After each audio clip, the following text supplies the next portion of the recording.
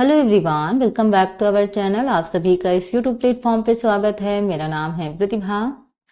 आज की सेशन में हम डिस्कस करने वाले हैं स्टूडेंट कि यहाँ पे जो बात हो रही है कि जो सीटेट का एग्ज़ाम है ये 4 चरणों में होने वाला है। और बहुत सारे स्टूडेंट के मन में ये सवाल है कि क्या मैम 2025 में ही ये रूल लागू हो जाएगा, क्योंकि जुलाई में इन्होंने एग्ज़ाम कंडक्ट कराया नहीं और दिसंबर के लिए ये लोग प्रिपरेशन कर रहे थे। तो क्या ऐसा तो नहीं है कि मैम अभी से ये चीज़ लागू हो जाएगी, क्योंकि हमें सिलेबस नहीं पता, हमारी प्रिपरेशन वैसी नहीं है। कई सारे कॉन्फ्लिक्ट मन में चल रहे हैं और आज से मैं सारी चीज़ें आपको क्लियर करने वाली हूँ। यहाँ पे जैसे कि आपने कल के पेपर में कटिंग देखी है, तो इससे हमें एक चीज़ तो कंफर्म हो गई है कि आपका जो सीटेट है ये आपका 4 चरणों में होगा, यानी 4 लेवल्स पर होगा। यानी आपका प्री प्राइमरी यानी बाल वाटिका से लेकर आपके जो टीजीटी पीजीटी लेवल है यानी 10 से 12 तक, वैसा आपका होने वाला है। तो देखो, पहले तो हम पेपर की कटिंग में जो चीज कही गई है उसको मैं आपको बता देती हूँ ताकि चीजें आपकी कंफर्म हो जाए। तो यहाँ पे देखो, पेपर की कटिंग में ऑलरेडी यहाँ पे दिया हुआ है कि जैसे आप पहले जानते, तो यहाँ देखो, पहले जो होता था वो होता था आपका प्राइमरी एंड अपर प्राइमरी यानी जूनियर स्टूडेंट के लिए, तो 2 लेवल पर आपके एग्जाम होते थे।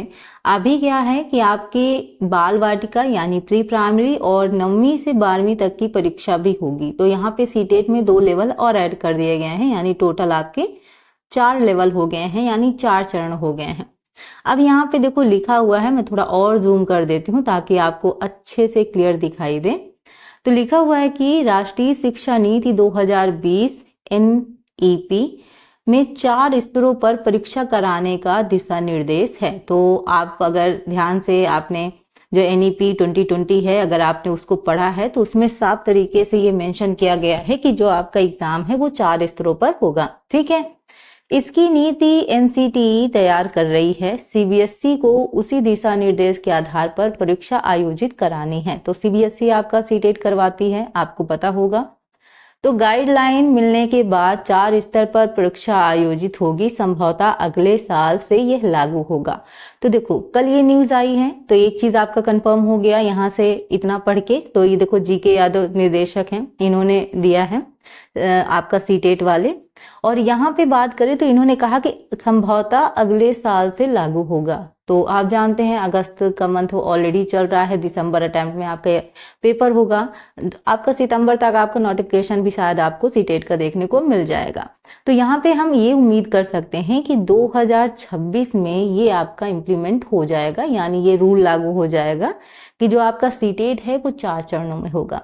देखो, यहाँ पे बहुत सारे सवाल आपके मन में ये होते हैं ना कि अभी से अगर आप ये टेंशन लेके चलोगे कि भाई हो सकता है कि हमारा एग्जाम ये दिसंबर अटेम्प्ट का इसी वजह से इन्होंने डिले किया है क्योंकि ये 4 लेवल पर लाने वाले थे। और नेचुरल सी बात है, हर किसी के माइंड में ये थॉट आएगा ही कि मैम जुलाई में इन्होंने कंडक्ट कराया नहीं और दिसंबर में कंडक्ट करा रहे हैं, तो इस वजह से शायद ही यही प्लानिंग कर रहे थे कि हम 4 लेवल पर लेके आएंगे। ऐसा तो नहीं है कि मैम सितंबर में जो हमको नोटिफिकेशन देखने को मिले वो 4 चरणों वाला हो, क्योंकि हमारी प्रिपरेशन भी उस हिसाब से नहीं है। तो देखो, अगर ये लोग कोई भी चीज इंप्लीमेंट करते हैं तो इतना अचानक नहीं करेंगे कि आप उसके लिए प्रिपेयर ही ना हो, है ना। तो कोई चीज लेकर आएंगे तो उसके लिए प्रॉपर आपको समय दिया जाएगा। यानी देखो, यहाँ पे सिलेबस में भी चेंजेस आपको देखने को मिल सकते हैं। जब आपका 4 लेवल पर होगा तो उस हिसाब की आपकी प्रिपरेशन भी होनी चाहिए। तो यहाँ आपको टेंशन बिल्कुल नहीं लेनी है। 2025 जो आपका होगा उसमें आपको क्या करना है, जैसे आप पहले पढ़ते हुए चले आ रहे थे सीटेट में, यानी आप प्राइमरी के लिए और जो आपका अपर प्राइमरी है उसके लिए जैसे आप पहले से पढ़ते हुए आ रहे थे, आपको वैसे ही प्रिपरेशन करनी है। अभी आपको कोई भी चेंजेस नहीं करने हैं। देखो, आपको टेंशन लेने की जरूरत नहीं है, हम हैं आपके लिए। ठीक है, तो कोई भी चीज होगी तो सबसे पहले हमको भी ये टेंशन रहती है कि हमें स्टूडेंट को वो चीजें प्रोवाइड करनी है, स्टूडेंट की प्रिपरेशन करवानी है, तो हमें थोड़ा सा और अवेयर रहना पड़ता है। यहाँ पे बिल्कुल टेंशन मत लीजिएगा। जब आपका 2026 आएगा तो 2026 से शायद ज्यादातर चांसेस हैं कि ये चीज लागू हो जाएगी। तो जब ये चीज लागू हो जाएगी तो वो सारा शेड्यूल, सारा सिलेबस वगैरह सारी चीजें आपको मेंशन किए जाएंगे। कभी भी आपने देखा है कि कोई भी एग्जाम कंडक्ट कराता है तो ऐसा नहीं है कि बिना सिलेबस और बिना कोई गाइडलाइंस के आपको डायरेक्टली कह दिया जाए आप एग्जाम में बैठ जाइए। सो ये मतलब होता ही नहीं है। तो यहाँ पे फिक्र करने की आपको ज़रूरत ही नहीं है। अब आपके पास प्रॉपर मौका है, क्योंकि अब आपका टेट की भी डेट दे रखी है। आपका जनवरी में आपका टेट होने वाला है। अगर आपको नहीं मालूम है तो प्लीज़ आप एक बार देखिएगा, ऑफिशियल मैंने चीज़ अपलोड की है टेलीग्राम पे भी। तो वहां पे आपका दिया हुआ है कि आपका जो 29 और 30 आपका जनवरी शायद दिया हुआ है आपका टेट के एग्जाम के लिए। तो यहाँ जब आपका टेट का एग्जाम हो जाएगा तो नेचुरल सी बात है, सुपर टेट भी आने के प्रॉपर चांसेस हैं। देखो ये चीज इसलिए भी थोड़ा सा हो रही है क्योंकि चुनाव भी आने वाले हैं। सो यहाँ पे आपके लिए वैकेंसी आने वाली है। हालांकि बहुत सारी चीज़ें आपके माइंड में हैं कि उन्होंने तो कहा था भाई रेशियो तो बराबर है टीचर और स्टूडेंट का, तो वैकेंसी निकालने की ज़रूरत ही क्या है। लेकिन यहाँ अगर बात करें तो टेट अभी तक आपका नहीं आया था, तो इस वजह से आपकी सुपर टेट की भी वैकेंसी आपको देखने को नहीं मिली। अब आपकी टेट की एग्ज़ाम की डेट दे दी गई है। आपने देखा होगा टीजीटी पीजीटी की जब एग्जाम डेट दी गई है उसी में नीचे आपका मेंशन किया गया है, ऑफिशियल चीज है, ठीक है।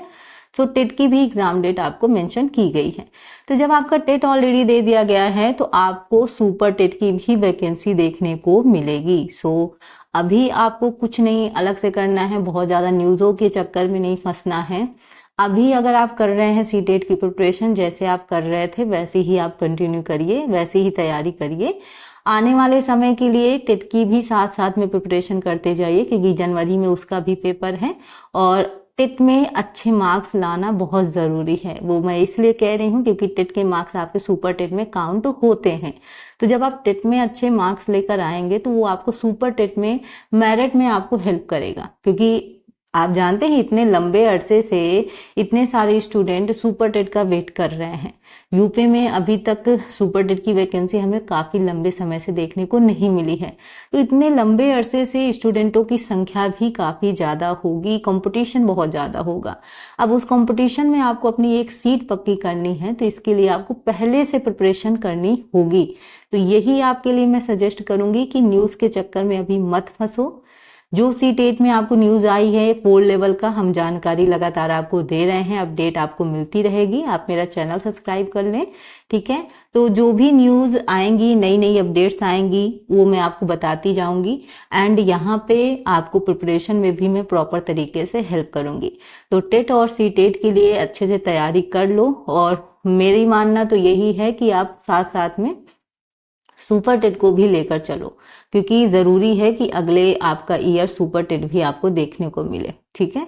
तो देखो जो आपकी वैकेंसी हैं वो लगातार अब आपको देखने को मिलेंगी। सो हो सकता है कि बहुत जल्द आपको एक गवर्नमेंट जॉब मिल जाए, और हम तो यही उम्मीद करते हैं कि आप जिस तरीके से प्रिपरेशन कर रहे हैं एक गवर्नमेंट सीट अपनी पक्की कीजिए। दूसरों के चक्कर में ना फंसकर, इधर उधर दिमाग ना घुमाकर आप अगर अच्छे से प्रिपरेशन करेंगे तभी आप नौकरी पाएंगे। नहीं तो इस बार भी आप अफसोस जताते रह जाएंगे कि ये मौका भी हमारे हाथ से निकल गया।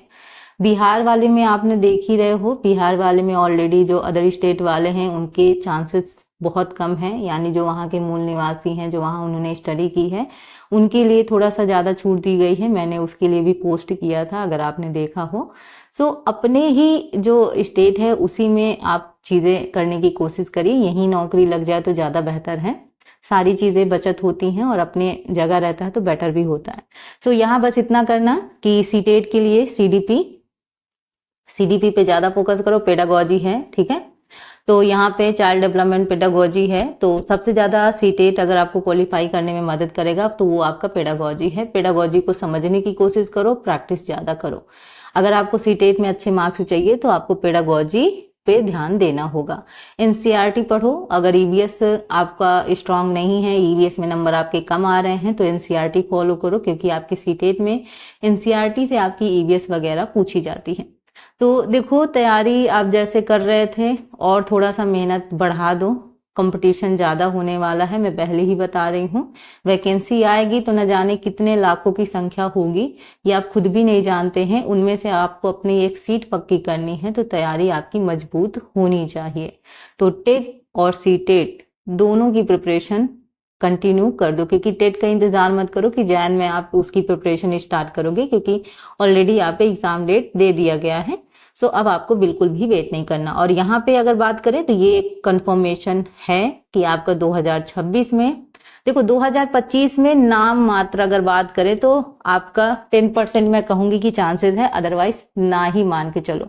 अगर ऐसा कुछ होता भी है कि मान लो 2025 में ये चीज अगर ये लागू करते हैं तो आपका सितंबर तक आपको कुछ ना कुछ आपको नोटिफिकेशन में मिल जाएगा। अदरवाइज अगर हम बात करें तो चांसेस आपका 2026 में ज्यादा है।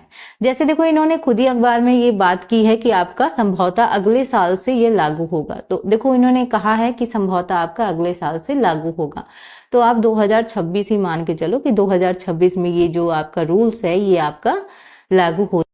ठीक है, तो ये रही आज की क्लास। अगर आपको ये क्लास पसंद आए तो लाइक शेयर सब्सक्राइब जरूर कीजिएगा। Thank you for watching. Thank you so much.